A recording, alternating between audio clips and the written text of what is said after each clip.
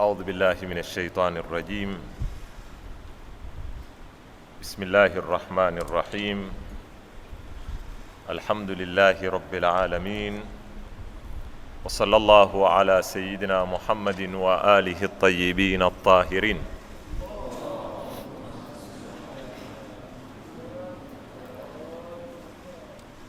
يقول الله سبحانه وتعالى: وجاءت كل نفس معها سائق وشهيد. صدق الله العلي العظيم. Kwa uwezo wa Mwenyezi Mungu Subhanahu wa Ta'ala tumeweza kukamilisha nukta ya kutubul a'mal.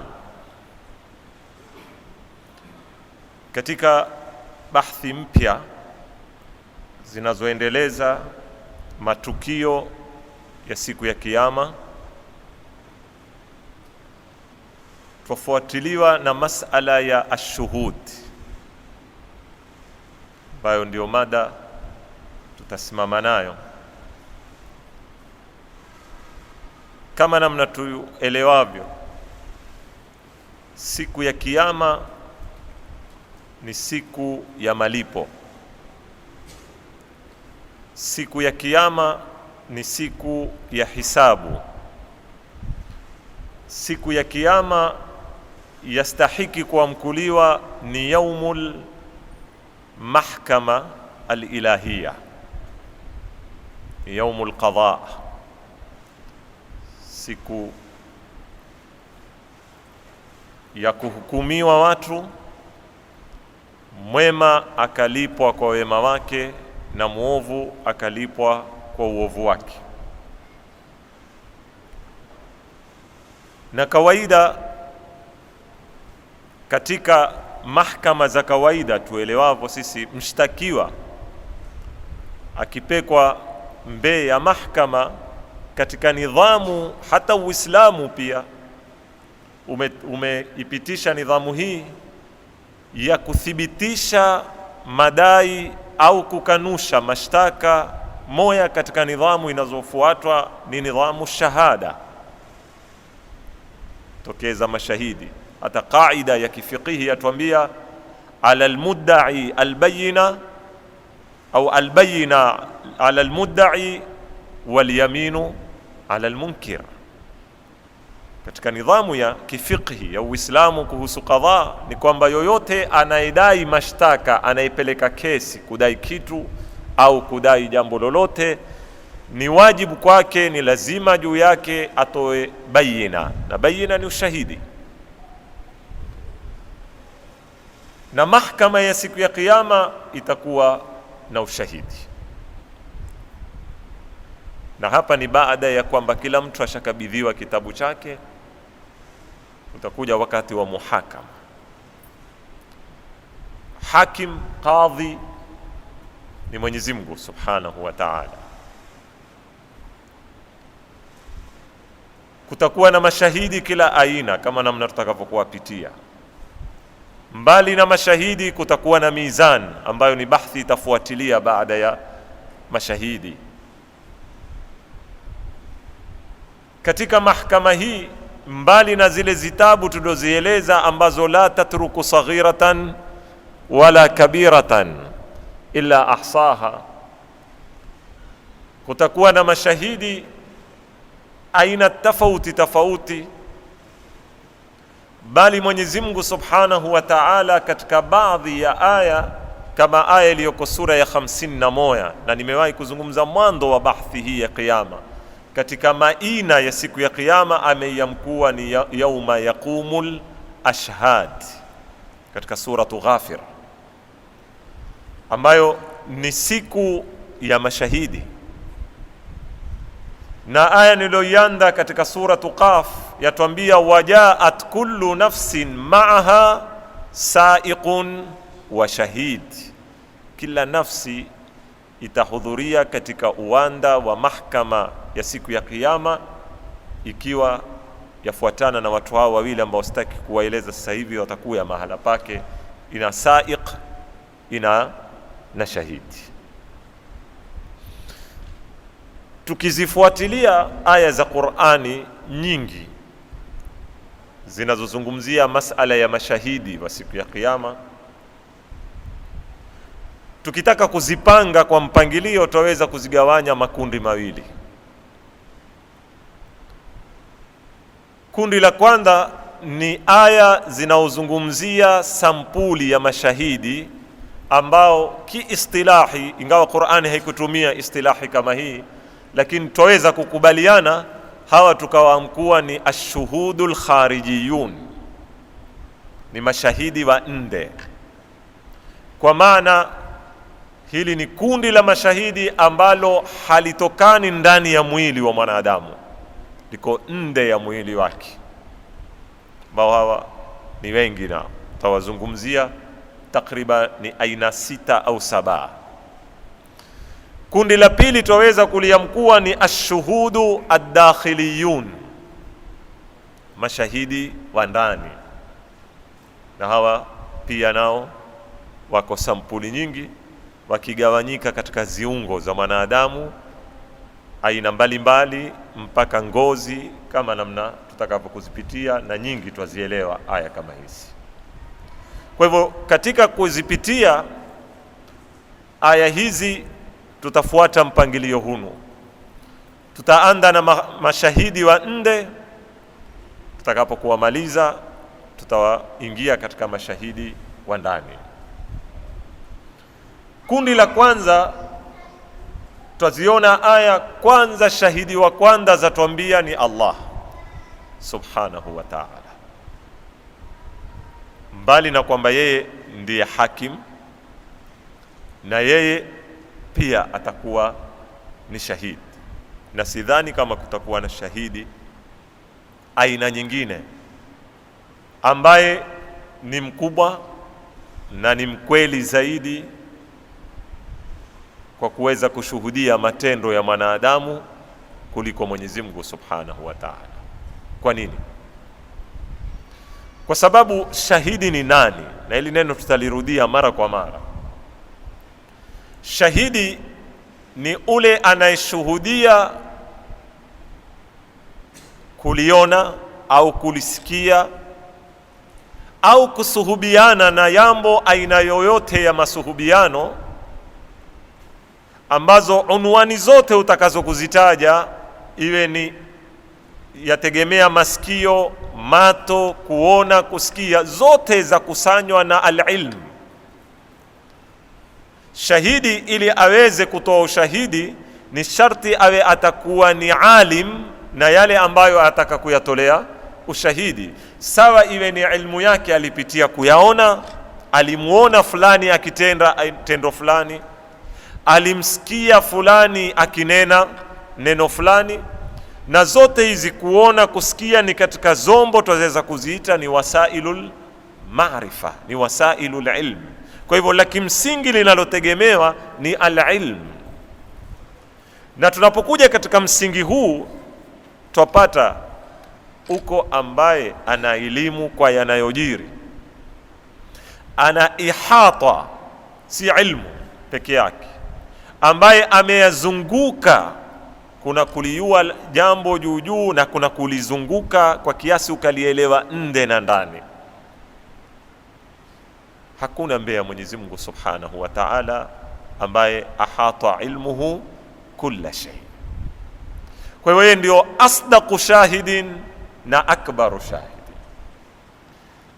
Tusome aya 3 tu kama mfano zinaothibitisha kwamba Mwenyezi Mungu Subhanahu wa Ta'ala yeye kwanza atakuwa ni shahidi kwa mwanadamu kupitia ilmu yake. Aya iko katika suratu Ali Imran aya 98. Mwenyezi Mungu Subhanahu wa Ta'ala atuambia, lima takfuruna biayati llah wallahu shahidun bima ta'malun.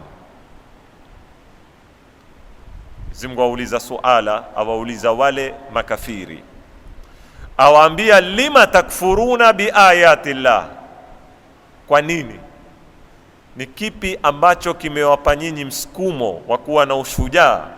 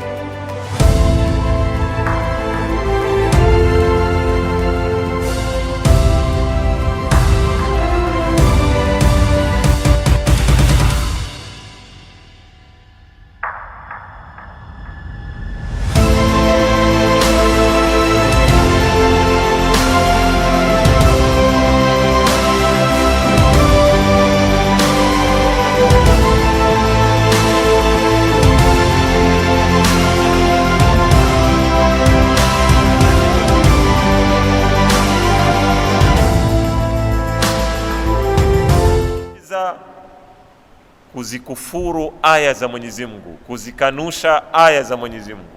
Katika kipindi nyinyi mwaelewa wazi, wallahu shahidun bima ta'malun, na Mwenyezi Mungu ashuhudia, ni shahidi kwa yale matendo ambayo muyatenda, na kuna siku atakuja kuwasimamisha mbele ya mahakama na awaambie kwamba nyinyi siku fulani, saa fulani, mahala fulani, zama fulani mulitenda tendo fulani. Hii ni moja katika aya zaweza kutumiwa kama dalili ya kuthibitisha shahada ya Mwenyezi Mungu Subhanahu wa Ta'ala. Katika suratul Haji aya ya 17 Mwenyezi Mungu atuambia, inna Allaha yafsilu bainahum yawma alqiyama inna Allaha ala kulli shay'in shahid.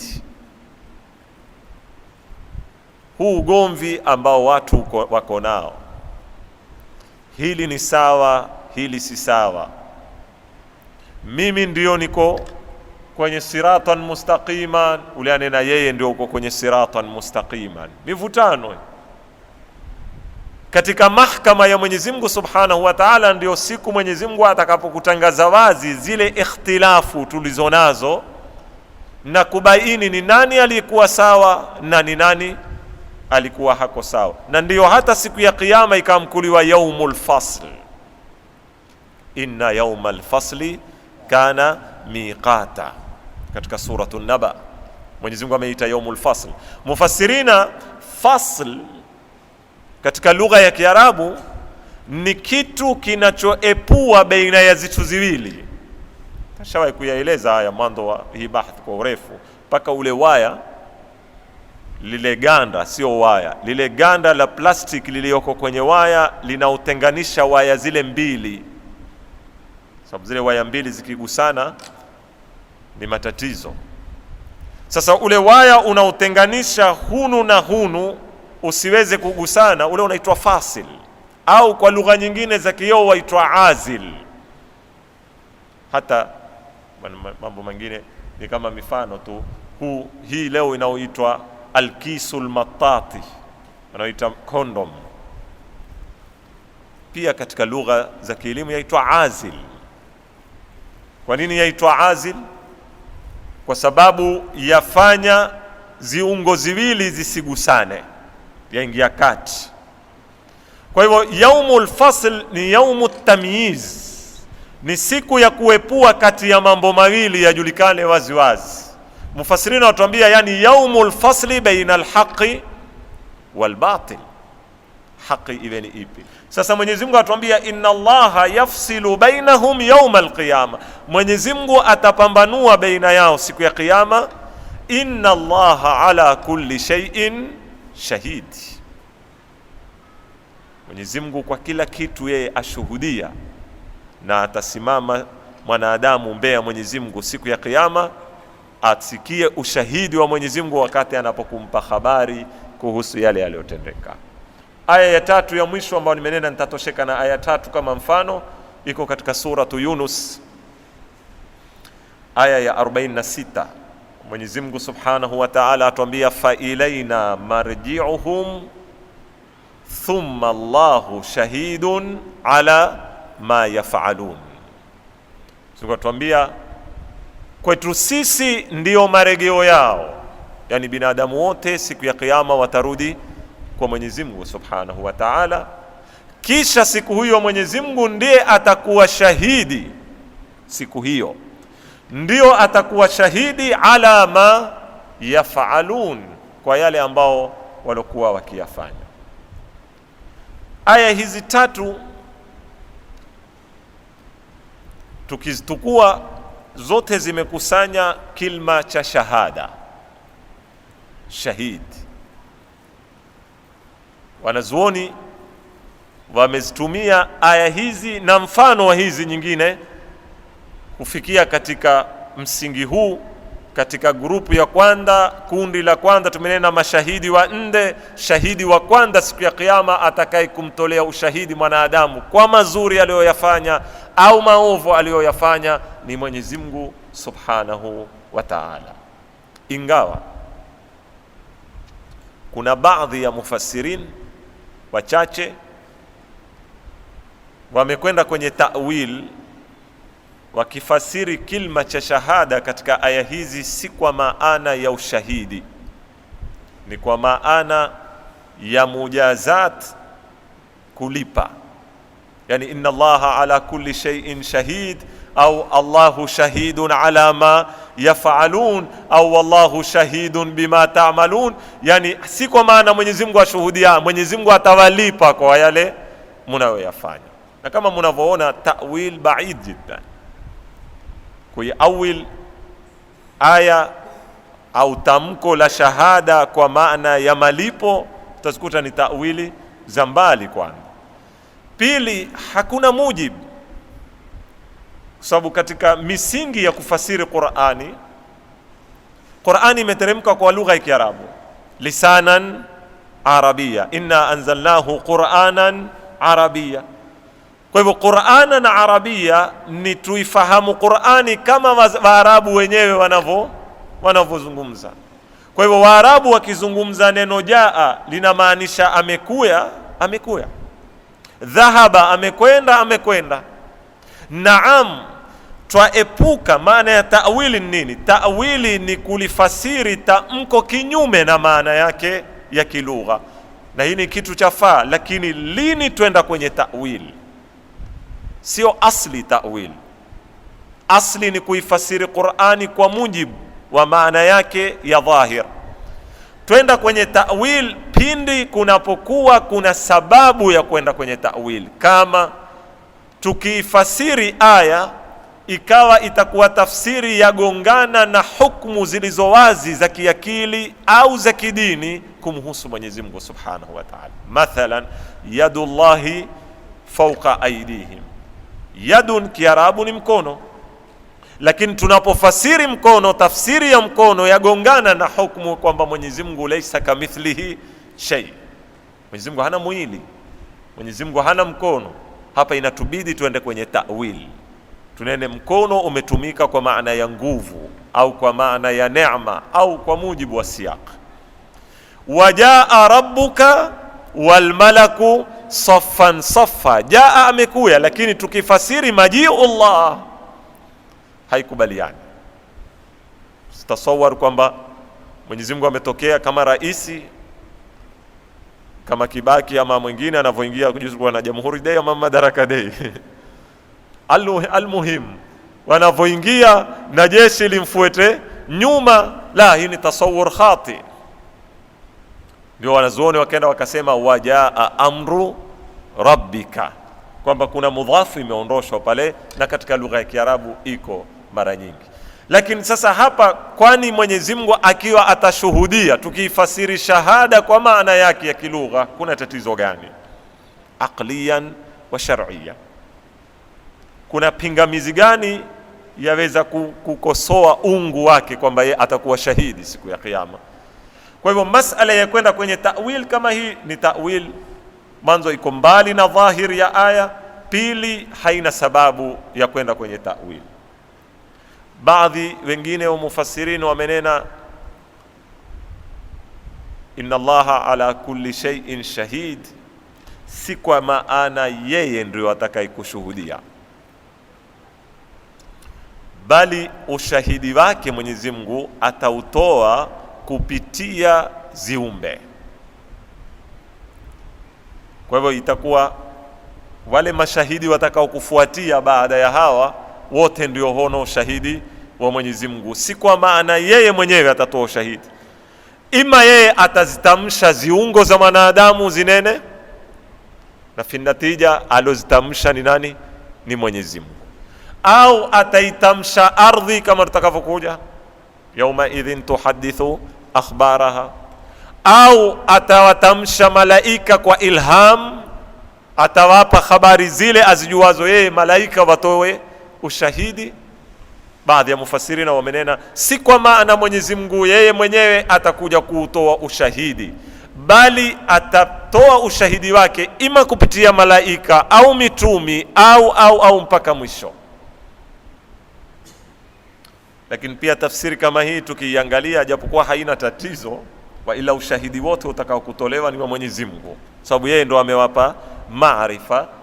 Lakini haitwi shahidi anayefundisha mtu kwenda kutoa ushahidi. Leo tujalie mathalan, mimi nimeliona tukio fulani, nimelisikia tukio fulani, nina habari ya sampuli yoyote ambayo yarudi katika mizani niloiasisi ya ilmu, inaonifanya mimi niwe na salahia na uwezo wa kutoa ushahidi. Mimi ninapokwenda kutoa ushahidi nasema nimemuona fulani akijepa, nimemsikia akimtukana fulani. Huu ndio unaoitwa ushahidi. Kama yule anayekuja akatuambia sisi nimeuona mwezi, ile ni bayina. Lakini haiwezekani mimi nimeuona mwezi ama nimemuona mwizi au nimeona anayetukana kisha nimfundishe mwingine kwenda kunena awe ule atamkuliwa nani? Ni shahidi. Kilugha hakubali. Ma maana shahada? Ashahada taani alhudhur. Shahada inamaanisha an takuna hadhiran, uwe hadhir wakati wa tukio lile unalotaka kulitolea ushahidi likituka. Sio upowe habari kwamba tukio lile limetuka, huwezi kuhesabiwa ni shahidi. Sasa ikiwa ushahidi wa Mwenyezi Mungu tutaufasiri kwa maana ya kuzitamsha zingine, kuwafundisha malaika, hawastahiki malaika kuamkuliwa ni nani? Ni mashahidi, kwa sababu lile wanalolitolea ushahidi wao hawakuwa na hudhur, na tutakuja kuhakikisha maana ya shahada ina maana ya hudhur. Ala kulli hal, shahidi wa kwanza katika grupu ya wale tulowaita ashuhudul kharijiyun ni Allah subhanahu wa ta'ala.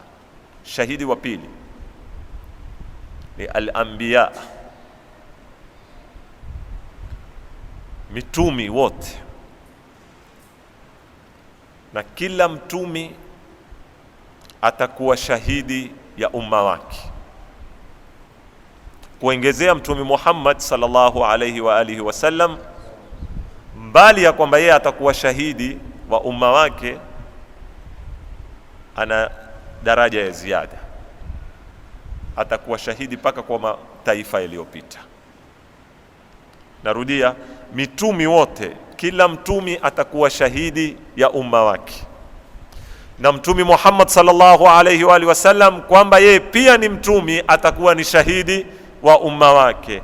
Ziada ya hapo, mbali na kuwa shahidi ya umma wake, atakuwa shahidi ya mataifa yote yaliyopita, bali zaidi ya hapo atakuwa shahidi kwa mitumi wa mataifa waliopita. Sio umma peke yao, sio al-ummamu sabiqa. Yeye atakuwa shahidi wa umma wake, atakuwa shahidi wa mataifa mengine, atakuwa shahidi wa mitumi wa mataifa mengine. Hizi ni khususia fulani ambazo Mwenyezi Mungu Subhanahu wa Ta'ala amempa Mtume Muhammad sallallahu alayhi wa alihi wasallam. Someni pamoja Suratu Nisa aya ya 41. Hii ni sura au hii aya ina kisa muhimu sana, akielezea ukirudi katika zitabu za tafsiri. Abdullah ibn Mas'ud Abdullah bin Mas'ud asema bwana Mtume sallallahu alayhi wa alihi wasallam alimwamkua siku moja akamtaka amsomee suratun Nisa. Yani Mtume amtaka Abdullah ibn Mas'ud amsomee. Abdullah bin Mas'ud ni katika qurra waliokuwa wakisoma Qur'ani vizuri na sauti yake nzuri. Abdullah bin Mas'ud akamwambia, ya Rasulullah, wewe ndio mwalimu wetu, umetufundisha Qur'ani. Akamwambia, la, soma, nataka kuisikia kutoka kwako. Saa nyingine Qur'ani ina ladha yake mbali ukimsikia mtu aisoma, ina na pia utenda kazi wake, ina khushu'i sampuli yake mbali wakati ukimsikia mtu ajua kuisoma uzuri na wakati ukisoma mwenyewe, zote ni zitu tofauti. Abdullah bin Mas'ud akasema nikaanza kumsomea Mtume sallallahu alayhi wa sallam suratun Nisa mpaka nikasikilia katika aya hii ya 41. Niliposikilia katika aya hii ya 41, Mtume akanambia ni nyamae. Akanyamaa. Asema Abdullah bin Mas'ud, nikiinua macho yangu kumwangalia na muona bwana Mtume sallallahu alayhi wa sallam alia, yani matozi yamiminika. Taban ulama kila mmoja amekwenda upande wake kukifasiri kilio cha bwana Mtume kilikuwa ni kilio cha sababu gani. Alia kwa kawaida ya kama mawali wa Mwenyezi Mungu Subhanahu wa Ta'ala wanaposikia Qur'ani, wajilat qulubuhum, kama aya zinavyotuambia, nyoyo zao huingia khauf, mato yao yakamiminika matozi. Ama alia kama baadhi ya ulamai walivyosema, sababu aya hizi zilipofika hapa zilikuwa zazungumza mambo ya kiyama na yatakao kutokea. Alia kukumbuka kile kibabaiko cha siku ya kiyama kwa umma wake, au alia kwa jukumu kubwa alopewa na Mwenyezi Mungu Subhanahu wa Ta'ala, ambao amwambia aya yenyewe ni hini: fa kaifa idha ji'na min kulli ummatin bishahid wa ji'na bika ala haula'i shahida. Aya hii ndio Abdullah bin Mas'ud asema Mtume alipofika hapa alimwambia nyamaa. Aya imeanza na suala, fa kaifa, hali itakuwa namna gani siku hiyo, mambo yatakuwa vipi? Fa kaifa idha ji'na, vipi itakuwa pindi tukiwaeta, min kulli ummatin, kutoka katika kila umma, bishahid, kila umma akaitwa shahidi mmoja. Kipande cha kwanza, wajina bika, kisha tukakueta na wewe, ala haulai shahida, juu ya hawa wote ukawa wewe ni shahidi. Sasa katika aya kama hizi kuna nukta kadhaa lazima tusimame, au aya hii kwanza twaona hii aya iko na fakra mbili, zipande ziwili. Fa kaifa idha ji'na min kulli ummatin bishahid, kipande cha kwanza. Kipande cha pili, wajina bika ala haulai shahida.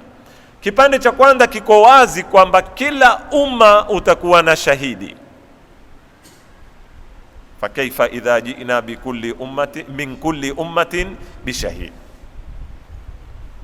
Ingawa aya haikumbaini shahidi huyu ni aina gani, ingawa yatufahamisha atatokana na jinsi ya umma, si malaika. Hii ni hatuna shaka, si malaika kwa sababu ya min. Fa kaifa idha ji'na min kulli umma, kwa hivyo shahidi huyo atatokana na umma wenyewe, min jinsihi min nau'ihi, kwa hivyo atakuwa ni mwanadamu. Kila umma utakuwa na shahidi, na hakuna tafsiri itakao kuingiliana zaidi ya kunena ni nani huyu, ni mtumi wa kila umma, kwa sababu anayefika daraja ya kustahiki kuwa shahidi kwa umma wake ni mtukufu wa ule umma. Bila shaka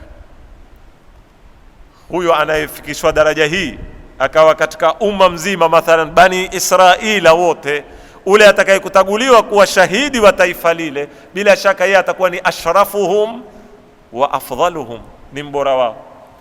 Na ikiwa atakuwa ni mbora wao, hakuna mbora katika umma ule isipokuwa mtumi wa umma ule.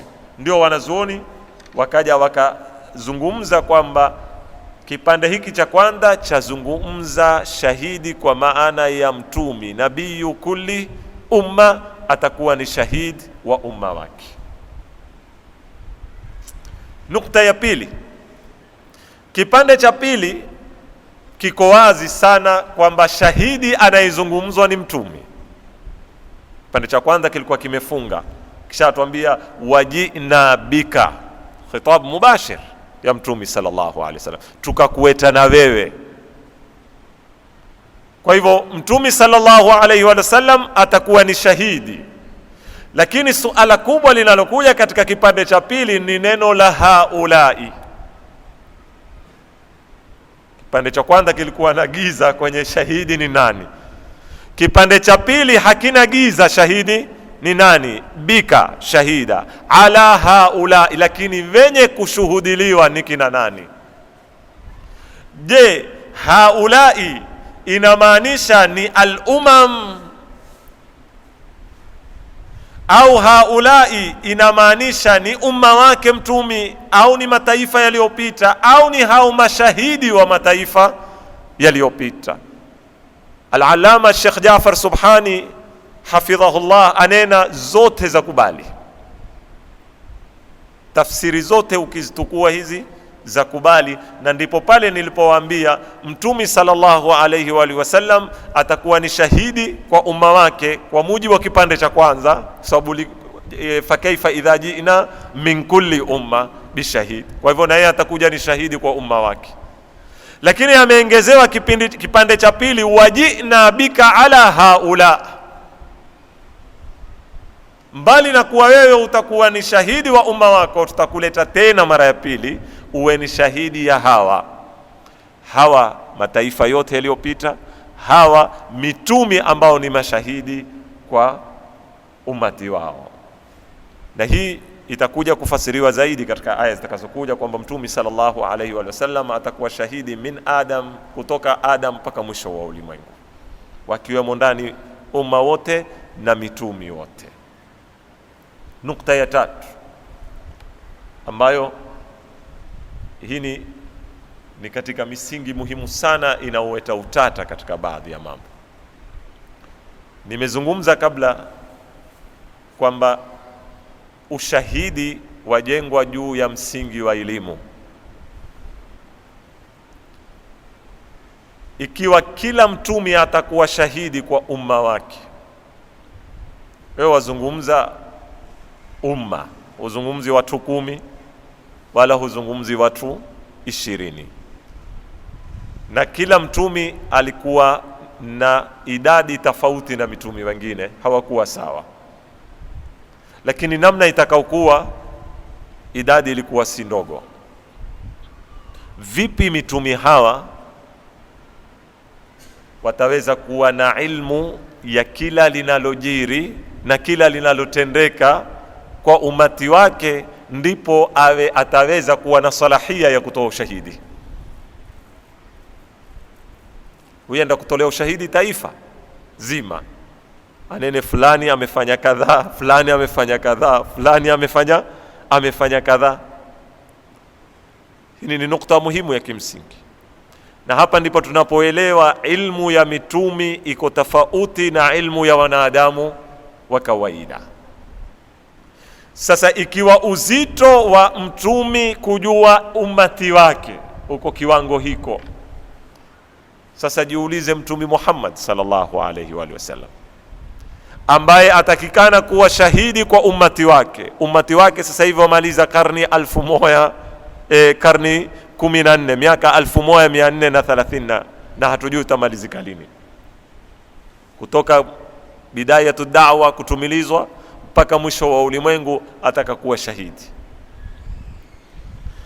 Kisha istoshe, baada ya kuwa yeye atakuwa ni shahidi kwa ummati wake, atakuwa ni shahidi kwa al-umamu salifa kulliha, mataifa yote, min Adam, ummatu Musa, ummatu Isa, ummatu Nuh, hisabu mitumi yote. Istoshe, kisha yeye atakuwa ni shahidi kwa mitumi na anbiya. Je, ilmu yake waiweka katika kiwango kiwango gani? Na hapa ndipo utakuja kuzifahamu aya nyingine ambazo mimi katika baadhi ya khutba niliwahi kuzungumza. Mmoja katika khutba ya mfungo sita ile, ya ayyuhan nabiyyu inna arsalnaka shahidan wa mubashiran wa nadhira wa da'iyan ila Allahi biidhnihi wa sirajan munira, kwamba baadhi ya ulamai wameifasiri ash-shahada pale, ya ayuha nabii, ewe mtumi, inna arsalnaka, hakika sisi tumekutumiliza wewe, shahidan, yani hadhiran, lianna ash-shahada ta'ni al-hudhur. Kuweza kutoa ushahidi lazima uwe hadhir, ulione lile tukio. Kwa hivyo ndipo hapa tunaposema kwamba mtumi sallallahu alayhi wa alihi wasallam uko hadhir, na ikiwa hako hadhir bijasadihi fahuwa hadhirun biruhi. Ndio utazipata baadhi ya riwayat za tuambia kila siku kuna malaika kazi yao ni kumuaradhia bwana mtumi sallallahu alayhi wa alihi wasallam amali za ummati wake katika kaburi, katika ulimwengu wa barzakh. Riwaya ziko, tu'radhu alayya a'malukum fi kulli layla, kila usiku yafungwa hisabu ya siku apekewa bwana mtumi sallallahu alayhi wa alihi wasallam. Huu ndio ummati wako, haya ndio matendo yao ya kila siku.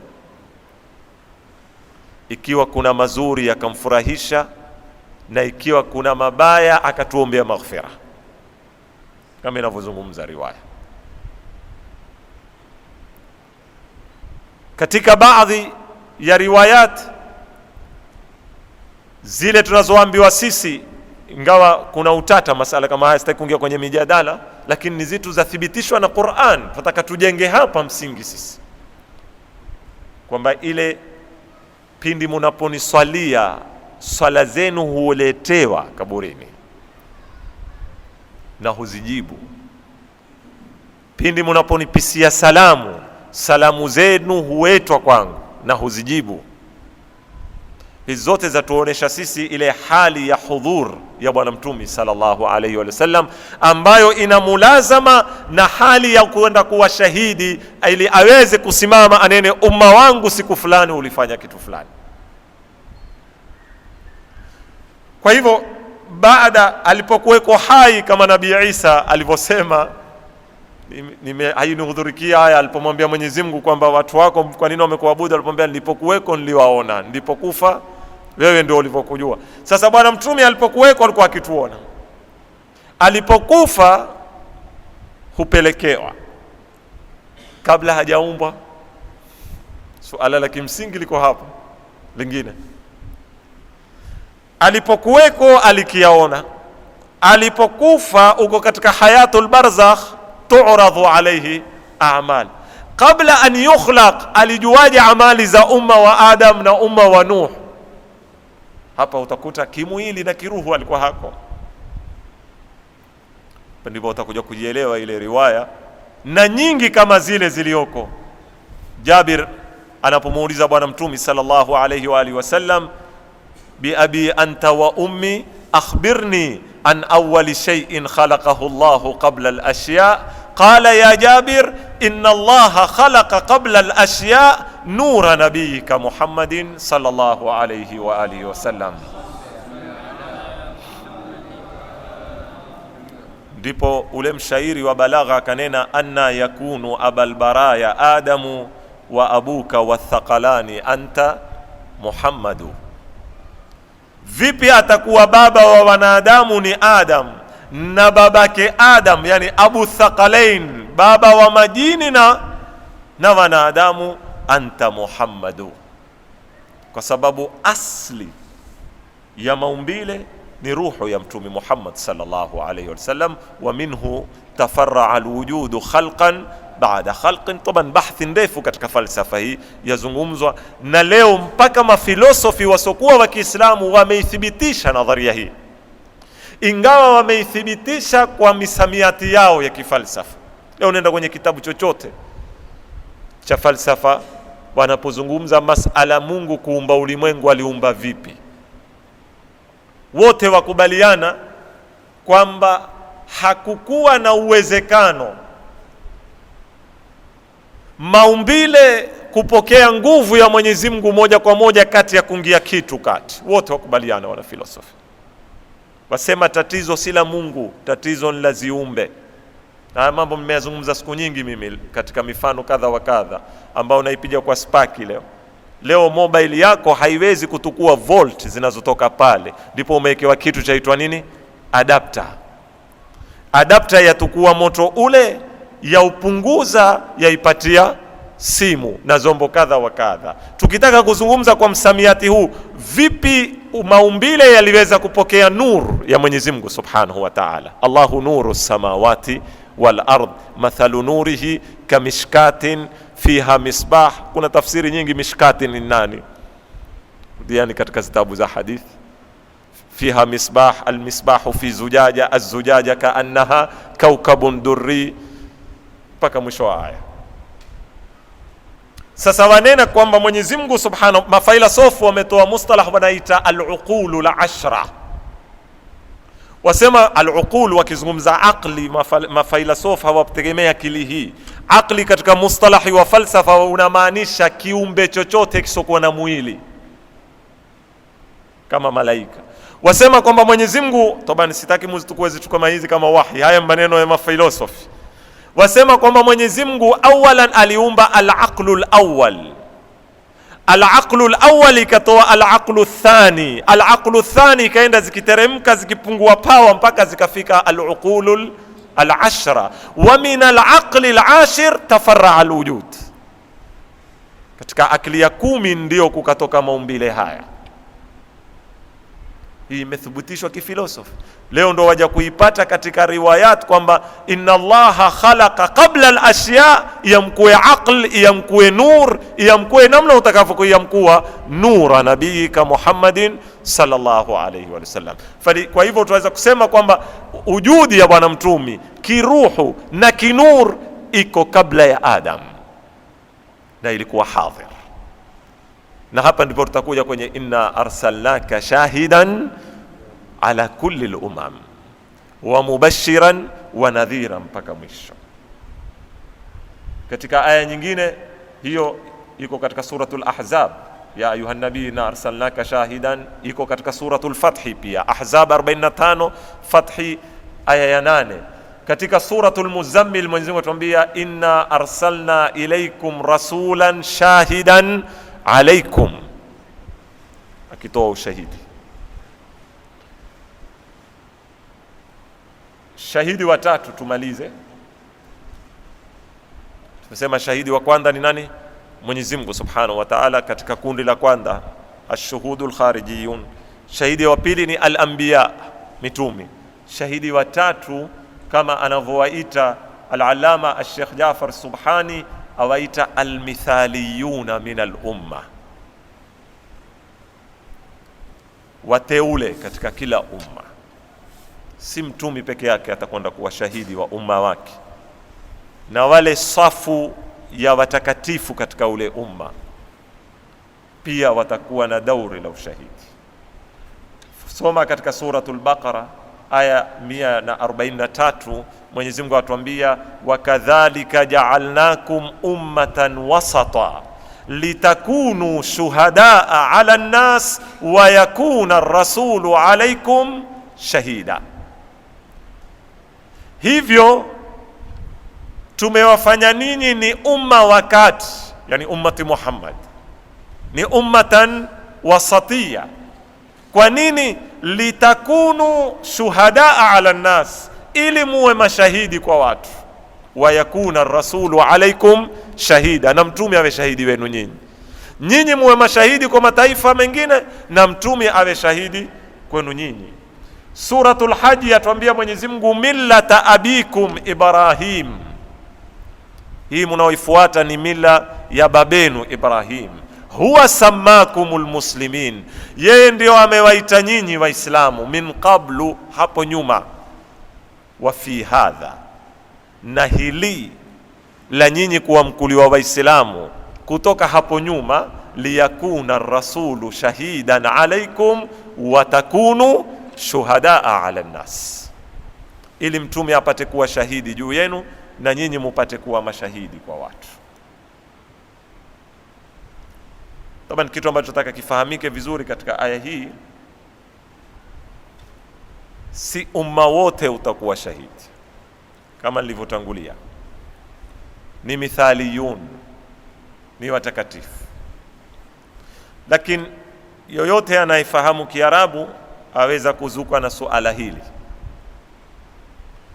kwamba sisi tukizisoma hizi aya zote mbili ulozipitia katika Bakara na katika Haji, tunaona aya zazungumza na umma wote.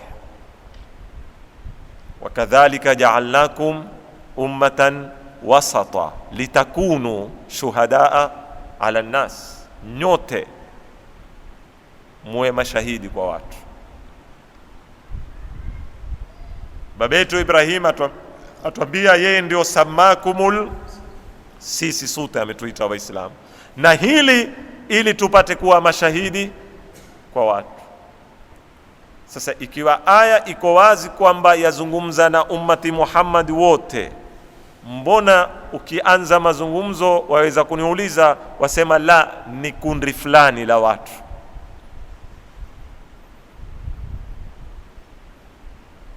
Taban, nimetegemea misingi miwili. Msingi wa kwanza ni kawaida katika lugha ya Kiarabu kuwanasibishia watu hukumu kwa wote, na ikiwa wenye hukumu ile ni baadhi. Mfano, leo siwezi kutaja majina, utasikia watu wakilizungumza kabila, manena hawa ndio walokuwa wafalume. Si kuzungumzwa namna ile. Hata leo ukizungumza kabila na Bahani, utaambiwa wana kabila hili ndio hawa walikuwa wafalume wapate. Ni maana kila fardi katika kabila ile alikuwa mfalume. Pengine ukenda ukikusanya ile kabila, idadi ya watu ni kwa maelfu, na walikuwa wafalume pengine hawazidi zanda za mikono. Katika wao walikuwa wafalme utapata pengine ni watu 10. Kama leo unaposema Alu Saud ni wafalme wa wapi? Wa Saudia. Lakini ukianza kutoka Abdul Aziz ibn Saud, mwanzilishi wa Saudia, je, familia yake yote wamekuwa wafalume? Kwa hivyo baadhi katika kabila lile walikuwa wafalume, ikasihi wote wamkuliwe wafalme. Na hii utaipata hata katika Qur'ani. Mwenyezi Mungu Subhanahu wa Ta'ala anapowahutubu Mayahudi, nafikiri awaambia katika suratul Maida, udhkuru ni'matallahi alaykum idh ja'ala fikum anbiyaa wa ja'alakum muluka. Ambia, kumbukeni neema ya Mwenyezi Mungu Subhanahu wa Ta'ala alipojalia kati yenu kuna nani? Mitumi, na akawajalia nyinyi nyote ni nani? Ni wafalme. Na si wote walikuwa wafalme, ni baadhi yao walikuwa wafalme. Pili, kiakili sisi tunajua kwamba ummati Muhammad sallallahu alaihi wa sallam umetangamana, kuna wema, kuna na waovu. Na mtu anayefikiria kiwango cha kusimamishwa siku ya Kiyama atolee ushahidi wengine, bila shaka huyu ni mtu amesikilia daraja takatifu. Ikiwa itakuwa ni hayallah, yani pia itakuwa mahakama hii haina mipango.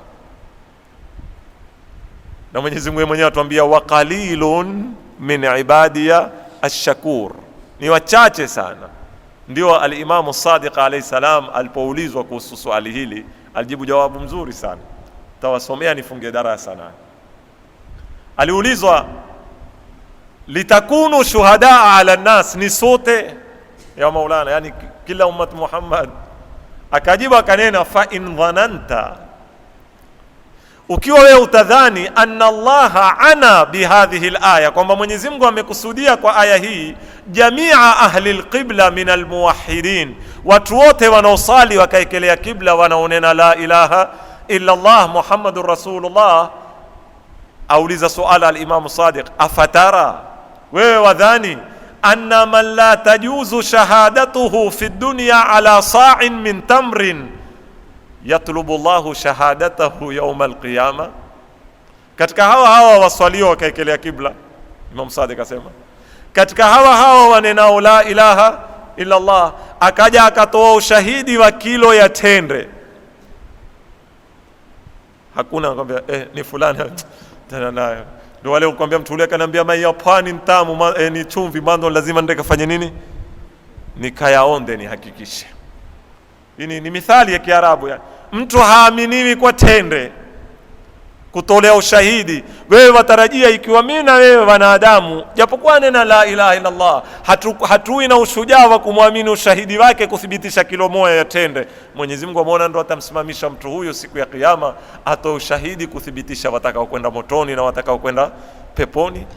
Kadhia mzito kama hizi zinaoeleza mustakbali wa mtu huyu wa peponi, huyu wa motoni. Yatlubu Allahu shahadatahu yawm al-qiyama wa yaqbaluha minhu bihadrati jamii al-umam al-madhiya, nawe Mungu atakubali ushahidi wake mbele ya mataifa yote. Kalla, si hivyo.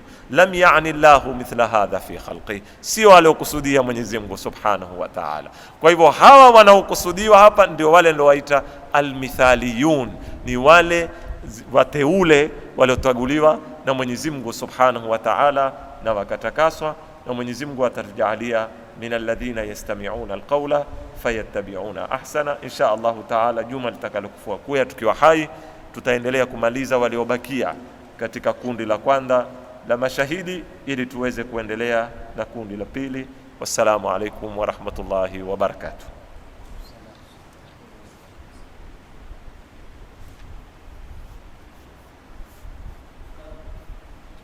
Naam.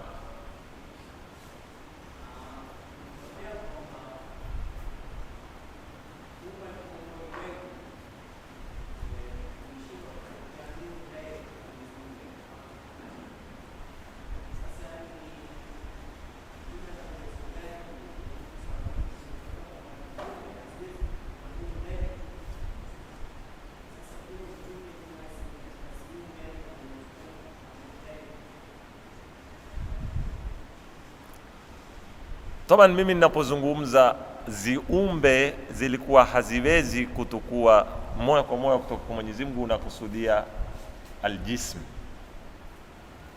au wanaoisema wao alamul madda, kwa sababu hakuna sinkhia, hakuna mshabaha kati ya nur ambayo ni kitu ni ghairi, yani si material, na mwili. Sasa iloingia kati si mwili wa Bwana Mtume sallallahu alaihi wasallam, iloingia kati ni nur, ni ruh ambayo kwamba ni masala mazito haya, wale wasioweza kuyapokea waniatie mwenyewe. Na hizi ni zitu za falsafa, hazina alaka na la ilaha illa Allah wala Muhammad, yani kuwa utakuwa muislamu ama hui muislamu. Wanasema ile nur ya Bwana Mtume sallallahu alaihi wasallam ilikuwa ni qabasun min nurillah. Tukiangalia riwaya yasema inna Allaha khalaqa qabla al-ashya nura nabiyyika Muhammadin sallallahu alayhi wasallam min nuri. Sasa ile nur ndio ilongia kati, si mwili. Waila ikiwa ni mwili, swala lako laja kwamba nao ulikuwa una uwezo gani wa kupokea nguvu ile. Paka hapo utosha. Naam.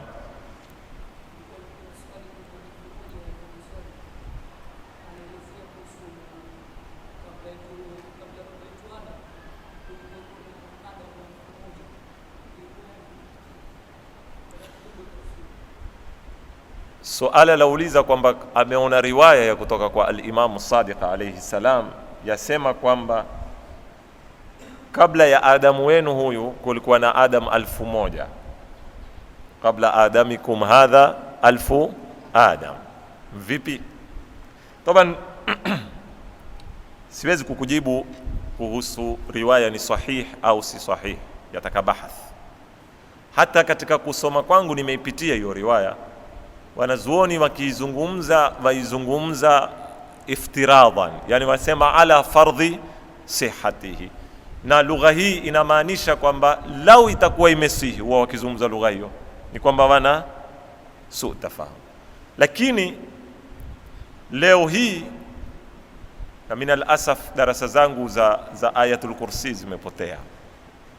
Sijui kama kuna mtu uko nazo, lakini katika darasa ambazo hazikurekodiwa na zilirekodiwa lakini hazikudhibitiwa, ingawa nimeziona juzi kidogo na nataka kujaribu kuzitoa, nimeziona kwenye baadhi ya internet ziko, lakini sisi hatuna kaseti zake.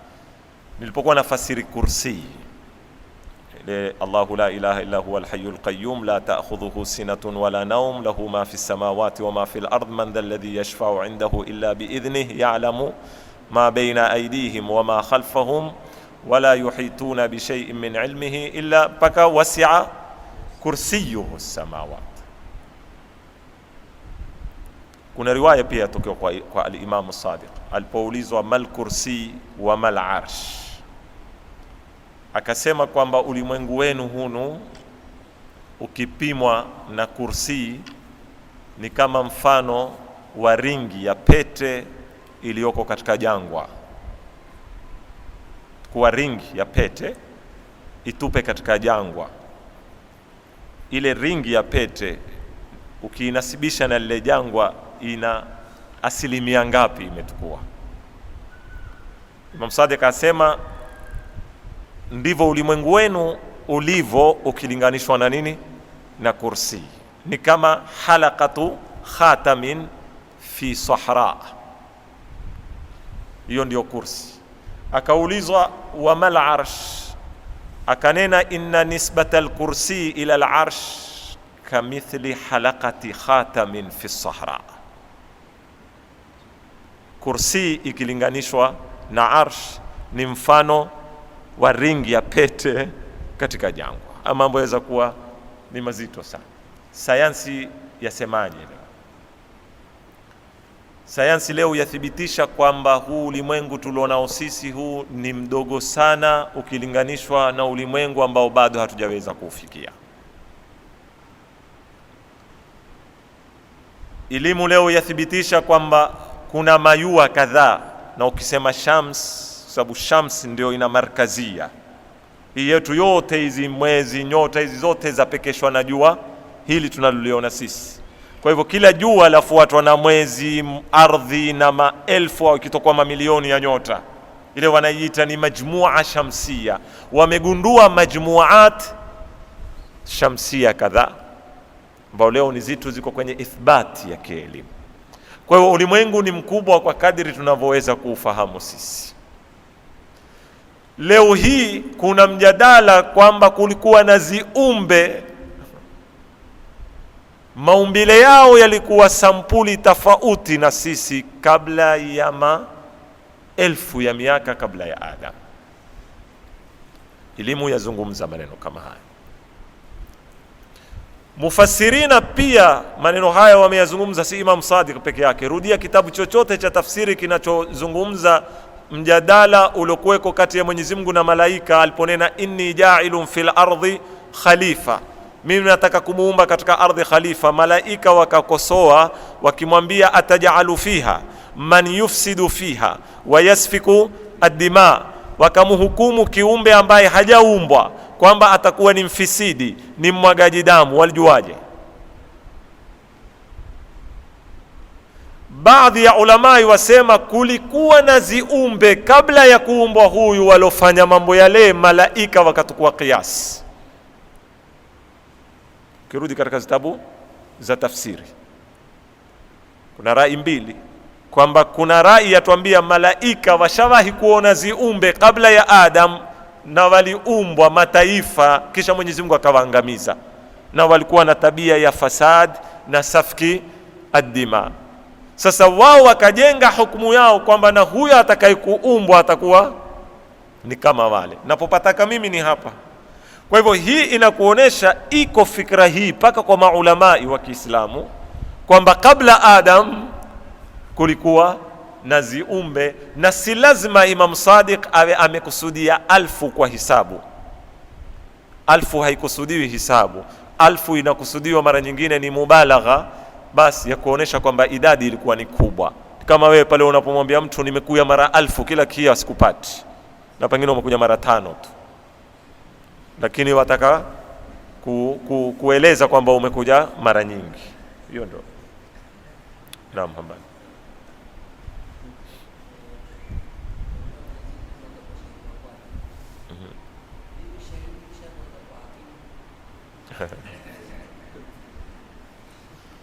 Nafikiri hilo swali lauliza kwamba Mungu atakuwa ndio shahidi wa kwanza na yeye ndiye atakuwa nani? Hakimu. Vipi hakimu kisha awe shahidi? Nafikiri swali hili ndio lilowafanya wale, kama makumbuka, wale kwenda kuzitafsiri aya wakazitolea taawili kwamba maana ya shahidi kwa Mwenyezi Mungu si ushahidi, ni maana ya kulipa, si makumbuka? Au ni kwa maana atautoa ushahidi wake kupitia ziumbe. Nafikiri sikuona wakizungumza maneno haya, lakini nafikiri swala hilo ndilo lilowafanya wende kwa maneno haya. Mimi pia napenda kuuliza swala, kwani kadhi hawezi kuwa shahidi? Hawezi? Nauliza kwa maana pale pale yuwa hukumu pale pale awe pia ni shahidi. Haiwezekani. Katika kesi ile ile ambayo yeye ahukumu na ile ile awe ni shahidi, kuna tatizo? Tabani kulingana na mifumo ya hawa inaotutawali ni hivyo, lakini kulingana na fiqh ya Kiislamu, mnaendani mkasomeni vitabu zozote za fiqh, kuna unwani imetolewa, hal yajuzu an yahkuma alqadhi biilmihi. Rudia katika mabani takmilati alminhaji ya Sayyid al-Khu'i katika babu alqadha, ana mlango hasa au tahukmu alqadhi biilmihi. Kadhi amemuona ule jamaa hujepa, siku ya pili akia kotini amemuona amepandishwa kirimbani, sawa? Akiuliza kuna ushahidi, hakuna ushahidi, je, aweza kutegemea ilmu yake kumhukumu ule? Ulama wasema naam, yahkumu alqadhi biilmihi, aweza kuhukumu kadhi biilmihi pasina kutegemea ushahidi wa watu wengine, bakti ukikosekana ushahidi. Kwa hivyo si tatizo katika nidhamu Islami hata masala ya akhira, hata hapa kadhi anao uwezo wa kuhukumu. Kama nikizungumza kadhi nazungumza kadhi, si wadia jamaa, tuzungumzi makazi, tuzungumza kadhi, yani tuzungumza alim mujtahid adil taqi wari', aweza kutegemea ilmu yake akahukumu.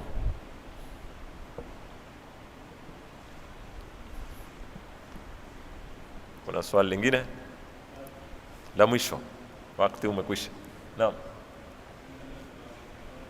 Sikusikii wallahi na sikuoni, sasa unipatao. Nganki kuona nitaweza kuona ule mdomo.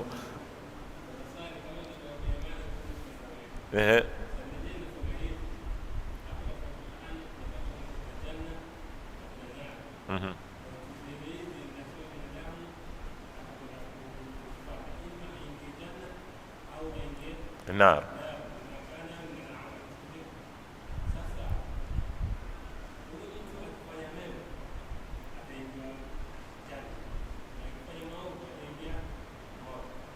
Sana.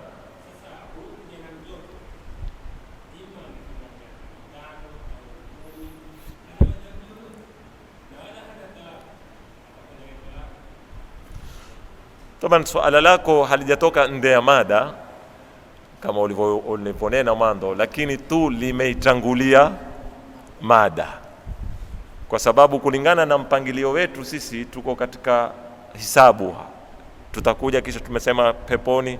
Hii mada inshallah pengine tutatukua tena mpaka mwakani, lakini hatutochoka kwenda, muhimu tufaidika.